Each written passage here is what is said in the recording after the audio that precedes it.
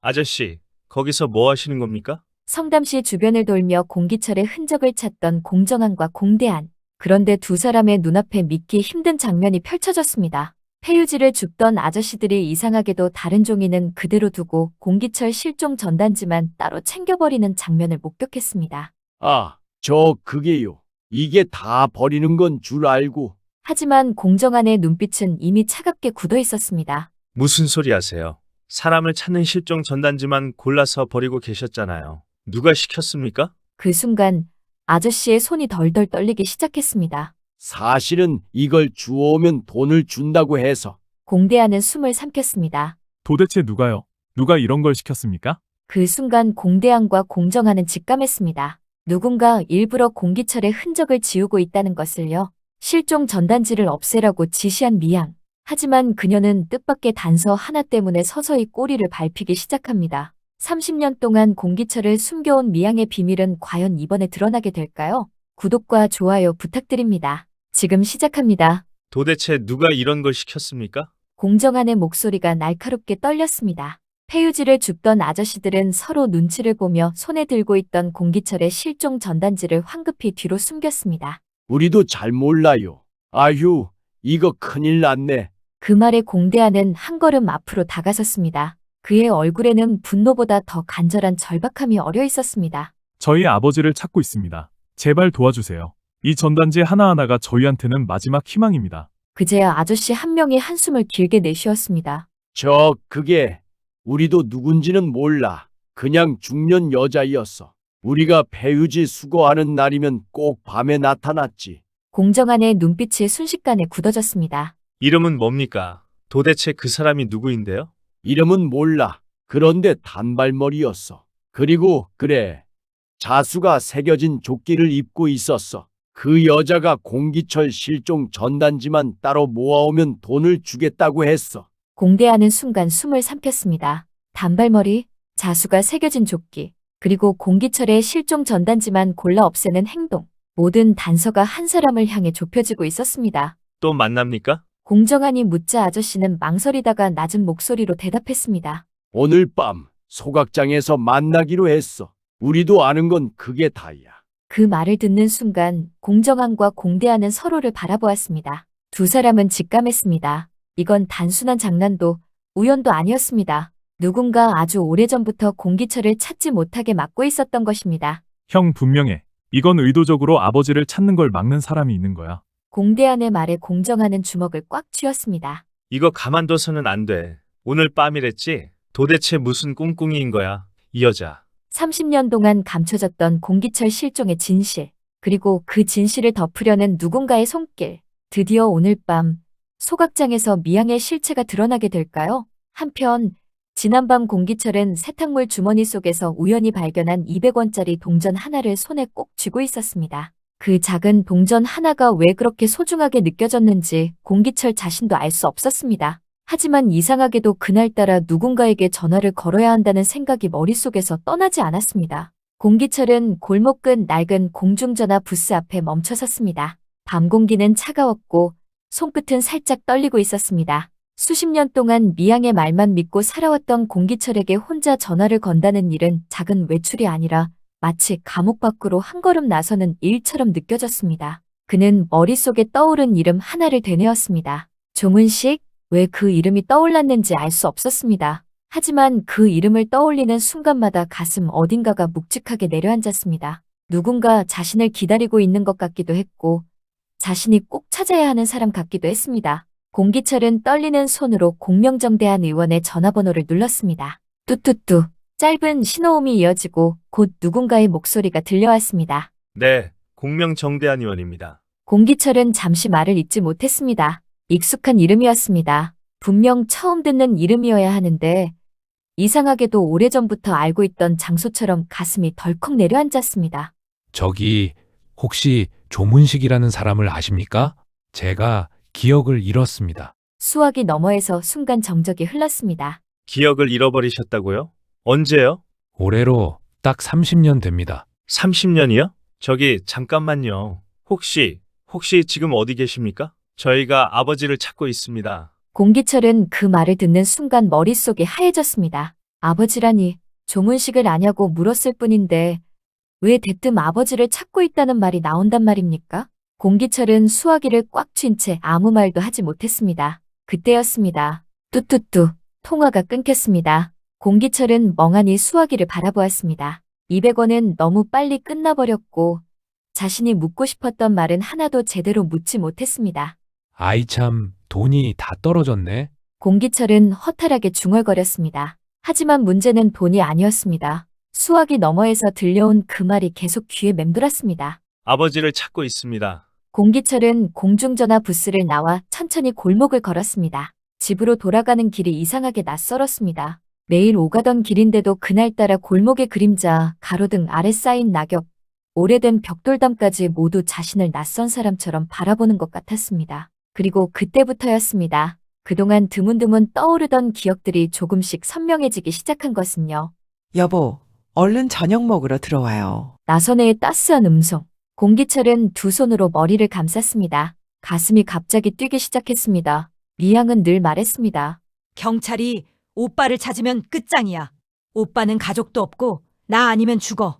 내가 누구 때문에 돈도 못 모으고 이렇게 살고 있는데 일이나 해 얼른. 하지만 방금 떠오른 기억 속 자신은 분명 아내가 있었습니다. 기억은 거기서 멈추지 않았습니다. 하얀 의사 가운이 눈앞을 스쳤습니다. 소독 약냄새, 진료실 문을 열고 들어오는 환자들, 책상 위에 놓인 청진기, 벽에 걸린 의사 면허증 같은 것들이 파노라마처럼 지나갔습니다. 누군가 자신을 향해 고개 숙여 인사했습니다. 공 원장님. 공기철은 숨을 들이켰습니다.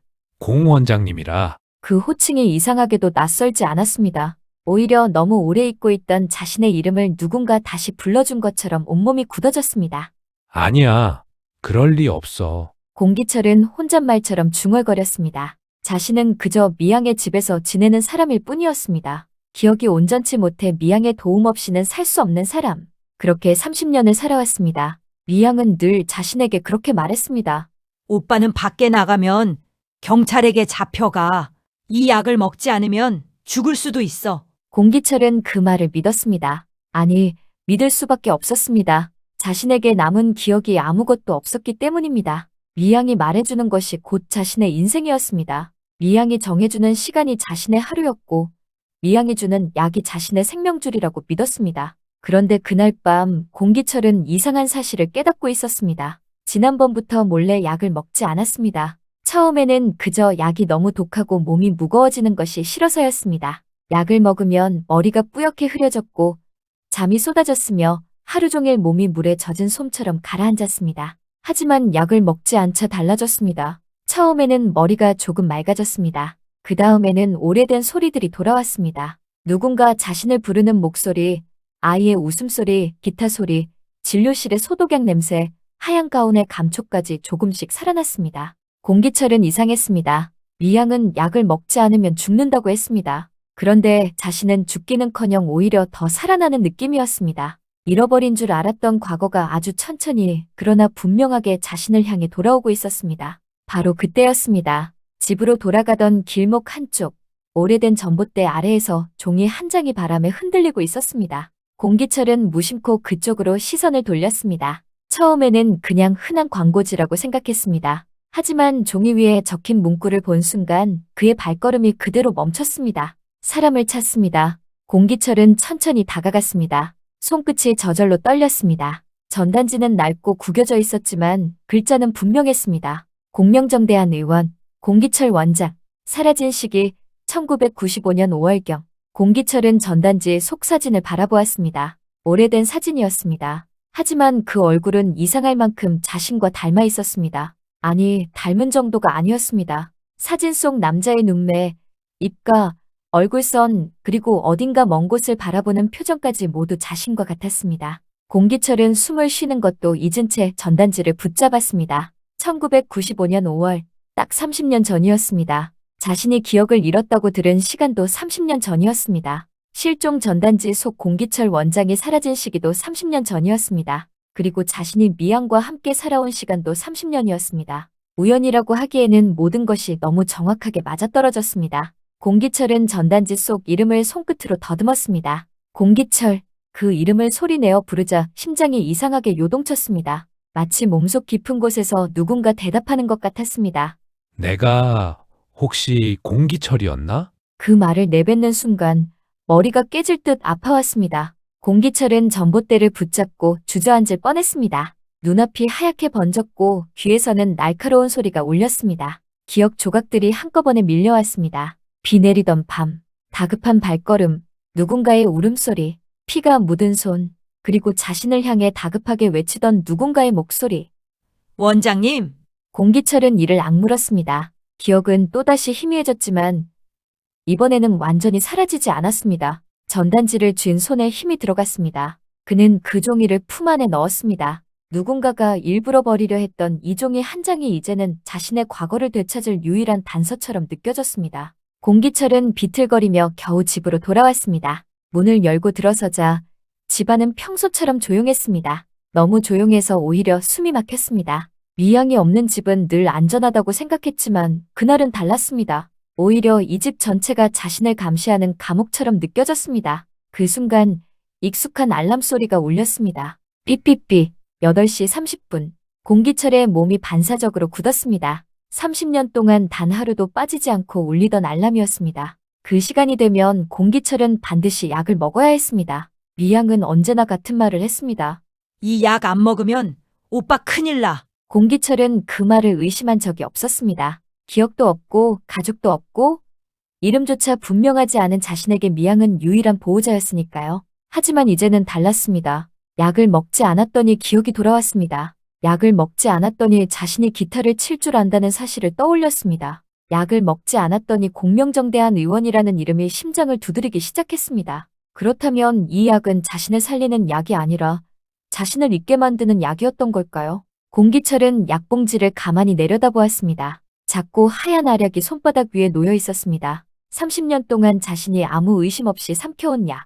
미양이 주었고, 미양이 먹으라 했고, 미양이 먹지 않으면 죽는다고 협박하던 약.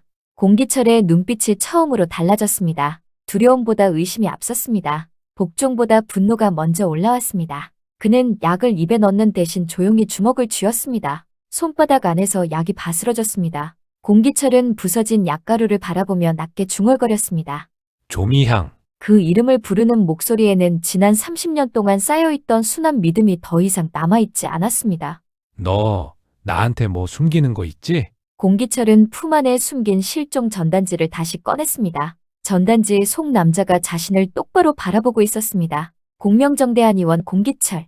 사라진 시기 1995년 5월. 그리고 지금 자신의 앞에 남은 것은 미양의 거짓말과 8시 30분의 약분이었습니다. 무려 30년이었습니다. 미양이 하라는 대로 먹고, 미양이 가지 말라는 곳에 가지 않고, 미양이 말해준 과거만 자신의 삶이라고 믿으며 살아온 30년이었습니다. 하지만 그 모든 시간이 거짓이라면 공기철은 단순히 기억을 잃은 사람이 아니었습니다. 누군가에 의해 기억을 빼앗기고 가족에게서 떼어지고 세상에서 사라진 사람으로 만들어진 것이었습니다. 공기철은 천천히 고개를 들었습니다. 이제 그는 더 이상 미양의 말만 믿는 사람이 아니었습니다. 사라진 공기철을 찾는 전단지를 손에 쥔 채 공기철은 처음으로 스스로의 이름을 되찾고 싶어졌습니다. 그리고 그날 밤 공기철의 마음속에는 아주 작은 불씨 하나가 피어올랐습니다. 미양이 숨긴 진실을 반드시 알아내야 한다는 불씨였습니다. 한편 온정시장으로 돌아온 공정한과 공대한은 곧장 김춘현 소장과 정순경을 찾아갔습니다. 낮에 목격한 장면이 너무도 수상했기 때문입니다. 두 사람은 폐유지를 줍던 아저씨들이 공기철의 실종 전단지만 골라 따로 챙기고 있었고 그 전단지를 가져오면 돈을 주겠다는 사람이 있었다는 사실을 숨김없이 털어놓았습니다. 김춘현 소장의 얼굴이 순식간에 굳어졌습니다. 정말입니까? 전단지를 주워오라고 누가 시켰단 말씀입니까? 공정한은 답답하다는 듯 숨을 몰아쉬었습니다. 그렇다니까요. 그냥 전단지를 버린 게 아니었어요. 아버지 실종 전단지만 골라서 챙기고 있었다고요. 그것도 오늘 밤에 다시 만나기로 했대요.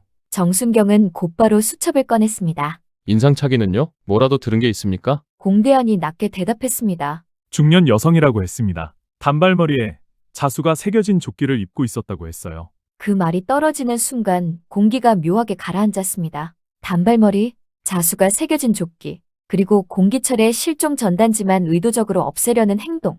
김춘현 소장은 더 이상 단순한 장난이나 오해로 넘길 수 없다고 판단했습니다. 정순경, 오늘 밤 소각장 쪽으로 잠복 들어가자. 전단지를 없애려는 사람이 있다면 그건 공기철 실종 사건과 관련이 있을 가능성이 커. 정순경도 고개를 끄덕였습니다. 알겠습니다. 시장 주변 CCTV도 다시 확인해 보겠습니다. 특히 폐유지 수거일 밤 시간대 영상부터 보겠습니다. 공정한과 공대한은 서로를 바라보았습니다. 드디어 무언가가 움직이고 있었습니다. 30년 동안 아무도 제대로 들여다보지 않았던 공기철 실종 사건이 작은 전단지 한 장 때문에 다시 수면 위로 떠오르고 있었습니다. 그런데 그들의 이야기를 가만히 듣고 있던 나선혜의 얼굴은 점점 창백해지고 있었습니다. 처음에는 그저 놀라서 그런 줄 알았습니다. 공기철을 찾는 전단지를 누군가 일부러 없애고 있다는 사실이 워낙 충격적이었기 때문입니다. 하지만 나선혜의 마음을 흔든 것은 따로 있었습니다. 자수가 새겨진 조끼. 그 단어가 귓가에서 계속 맴돌았습니다. 자수옷이라고? 나선혜는 자신도 모르게 작게 중얼거렸습니다. 아무도 그 말을 크게 듣지는 못했지만 나선혜의 눈동자는 이미 오래전 기억 한가운데로 들어가고 있었습니다. 며칠 전 일이 떠올랐습니다. 늘선한 약국에 온 미양은 평소처럼 무릎이 아픈 오빠 약을 사갔죠. 그리곤 나선혜에게 손에는 곱게 접힌 옷 하나를 건넸습니다. 약사님, 이거 받으세요. 자수옷이에요. 우리 오빠가 만들어준 거예요. 미양은 그렇게 말하며 옷을 펼쳐 보였습니다. 단정한 조끼였습니다. 그런데 그냥 평범한 조끼가 아니었습니다. 앞쪽에는 손으로 놓은 듯한 자수가 촘촘히 새겨져 있었습니다. 꽃무늬 같기도 하고 풀잎 같기도 한 자수가 유난히 눈에 띄었습니다. 나선혜는 그때 별 생각 없이 웃으며 말했습니다. 어머, 예쁘네요. 요즘 이런 자수옷 잘 안 보이는데 정성이 많이 들어갔겠어요. 미양은 그 말을 듣고 어딘가 묘한 표정으로 웃었습니다. 그렇죠? 흔한 옷은 아니에요. 우리 오빠 손재주가 좋아서요. 그때는 그저 특이한 옷이라고만 생각했습니다. 미양에게 그런 옷이 있다는 사실도 대수롭지 않게 넘겼습니다. 그런데 지금 공정한과 공대한의 입에서 똑같은 단어가 나왔습니다. 단발머리, 자수가 새겨진 조끼, 밤에 폐유지 수거하는 사람들을 만나 공기철 실종 전단지를 가져오게 한 중년 여성. 나선혜는 갑자기 가슴이 답답해졌습니다. 머리로는 말이 안 된다고 생각했습니다. 미양이 그럴 리가 없었습니다. 나선혜는 불안한 마음을 누르지 못하고 자리에서 일어났습니다. 누구에게도 말하지 않은 채 방으로 들어간 나선혜는 옷장 문을 열었습니다. 손끝이 떨렸습니다. 자신이 왜 이러는지 스스로도 알 수 없었습니다. 그저 확인해야겠다는 생각뿐이었습니다. 옷장 깊숙한 곳, 며칠 전 미양이 선물한 자수옷이 떠올랐습니다. 고맙다는 말을 하고 깊숙이 넣어두었습니다. 나선혜는 천천히 그 옷을 꺼냈습니다. 자수는 선명했습니다. 실로 한 땀 한 땀 새긴 무늬가 조명 아래에서 묘하게 도드라졌습니다. 평범한 옷이라고 하기에는 너무 눈에 띄는 옷이었습니다. 만약 밤거리에서 누군가 이 옷을 입고 있었다면 폐유지를 줍는 사람들도 충분히 기억할 만했습니다. 나선혜는 옷을 두 손에 쥔 채 한동안 아무 말도 하지 못했습니다. 설마 입술 사이로 겨우 한마디가 새어나왔습니다. 아니라고 생각하고 싶었습니다. 자신이 지금 말도 안 되는 의심을 하고 있다고 믿고 싶었습니다. 단발머리인 중년 여성이 어디 미양 한 사람뿐이겠습니까? 자수옷을 입은 사람이 꼭 미양이라는 법도 없었습니다. 게다가 미양이 왜 공기철의 실종 전단지를 없애야 한단 말입니까? 하지만 나선혜의 마음속에서는 이미 또 다른 목소리가 고개를 들고 있었습니다. 그렇다면 왜 하필 공기철의 전단지만 사라졌을까? 왜 하필 그 인상착의가 미양과 닮아 있을까? 나선혜는 그동안 대수롭지 않게 넘겼던 장면들이 하나씩 떠오르기 시작했습니다. 성담시에서 마주쳤을 때 놀라하던 모습, 수선집을 찾고 있다고 했을 때 당황하던 모습, 지금 돌이켜보니 그 모든 순간들이 다르게 보였습니다. 나선혜는 자수조끼를 다시 접으려 했지만 손이 말을 듣지 않았습니다. 가슴속에서는 미양을 믿고 싶은 마음과 의심해야 한다는 마음이 거칠게 부딪히고 있었습니다. 아니야. 미양 씨가 그럴 리가 없어. 내가 지금 무슨 생각을 하는 거야? 나선혜는 스스로를 다그치듯 중얼거렸습니다. 하지만 목소리에는 힘이 없었습니다. 그때 공정한의 목소리가 방 밖에서 들려왔습니다. 어머니, 괜찮으세요? 나선혜는 황급히 자수조끼를 다시 옷장 깊숙이 밀어넣었습니다. 그리고 아무렇지 않은 척 문을 열었습니다. 응, 괜찮아. 그냥 갑자기 좀 피곤해서. 공정한은 나선혜의 얼굴을 유심히 바라보았습니다. 어딘가 이상했습니다. 평소보다 훨씬 창백했고 눈빛은 흔들리고 있었습니다. 하지만 나선혜는 애써 미소를 지었습니다. 오늘 밤에 조심해야 한다. 괜히 무리하지 말고 김 소장님하고 정순경님 말씀 잘 들어. 공대안이 고개를 끄덕였습니다. 걱정 마세요. 오늘 밤에 그 여자 얼굴만 확인하면 돼요. 누가 아버지 전단지를 없애려 했는지 반드시 알아낼 겁니다. 그 말에 나선혜의 심장이 다시 내려앉았습니다. 그 여자. 공대안의 입에서 나온 그 말이 나선혜에게는 이상하게도 미양이라는 이름처럼 들렸습니다. 하지만 나선혜는 끝내 아무 말도 하지 못했습니다. 미양의 이름을 입 밖으로 꺼내는 순간 돌이킬 수 없는 일이 벌어질 것만 같았습니다.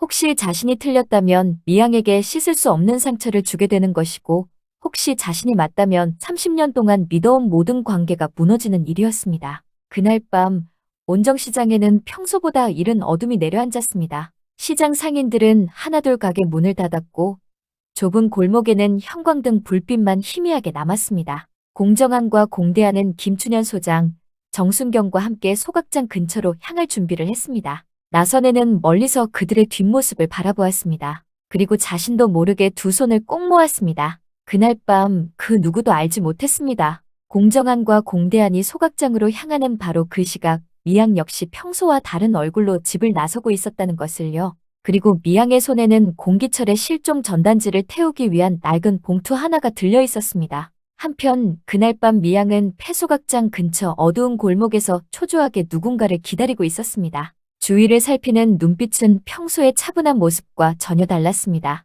혹시라도 누가 볼까? 미양은 몇 번이나 고개를 돌려 골목 끝을 확인했습니다. 잠시 후 폐유지를 줍는 노인이 양손 가득 봉투를 들고 나타났습니다. 봉투 안에는 공기철의 실종 전단지가 빼곡하게 들어있었습니다. 미양은 봉투를 낚아채듯 받아들며 낮은 목소리로 물었습니다. 다른 사람 눈에 띄지 않게 잘 처리한 거 맞죠? 노인은 불안한 듯 주변을 살피며 대답했습니다. 아유, 그럼요. 여기 있습니다. 시키신 대로 공기철 전단지만 골라왔어요. 그 말에 미양의 얼굴이 싸늘하게 굳었습니다. 목소리 낮춰요. 다음에도 잘 부탁해요. 절대로 다른 사람 눈에 띄어서는 안 됩니다. 미양이 봉투를 품 안에 숨기려는 바로 그 순간이었습니다. 거기 멈추세요. 어둠 속에서 정순경의 목소리가 날카롭게 울렸습니다. 동시에 골목 양쪽에서 경찰과 김춘현 소장이 모습을 드러냈습니다. 미양은 순간 얼어붙었습니다. 손에 든 봉투를 뒤로 숨기려 했지만 이미 늦었습니다. 정순경과 김 소장이 다가와 단호하게 말했습니다. 조미향 씨, 공기철 실종 전단지를 불법으로 수거하고 은폐한 혐의로 동행하셔야겠습니다. 자세한 이야기는 서로 가서 하시죠. 미양은 그제야 정신을 차린 듯 발악하기 시작했습니다. 나 아니야. 다 오해예요. 나 아무 잘못 없어. 당신들 뭔데 이래요? 그 순간 경찰 뒤에서 두 사람이 천천히 걸어 나왔습니다. 공정한과 공대한이었습니다. 공대한은 미양의 얼굴을 확인하는 순간 그대로 굳어버렸습니다. 늘선한 약국에 30년 넘게 단골로 오던 손님, 어머니 나선혜가 믿고 지내던 사람, 바로 그 미양이었습니다. 공대한의 목소리가 떨렸습니다. 미양 씨가 왜 여기 있어요? 미양은 시선을 피했습니다. 그동안 아버지 실종 수사를 막은 게 다 당신 짓입니까? 미양은 끝까지 고개를 저었습니다. 아니야. 난 몰라. 난 그냥 부탁받은 것뿐이야. 하지만 그녀의 손에 들린 봉투 안에는 공기철의 실종 전단지가 가득했습니다. 30년 동안 감춰졌던 공기철 실종의 비밀. 그 첫 번째 문이 드디어 열리기 시작한 것입니다. 과연 미양은 끝까지 발뺌할 수 있을까요? 아니면 공기철을 숨겨온 30년의 진실이 마침내 세상에 드러나게 될까요? 오늘 이야기는 여기까지입니다. 영상이 재미있으셨다면 구독과 좋아요 꼭 부탁드립니다. 여러분의 응원이 다음 이야기를 만드는 큰 힘이 됩니다. 오늘도 끝까지 시청해주셔서 진심으로 감사합니다.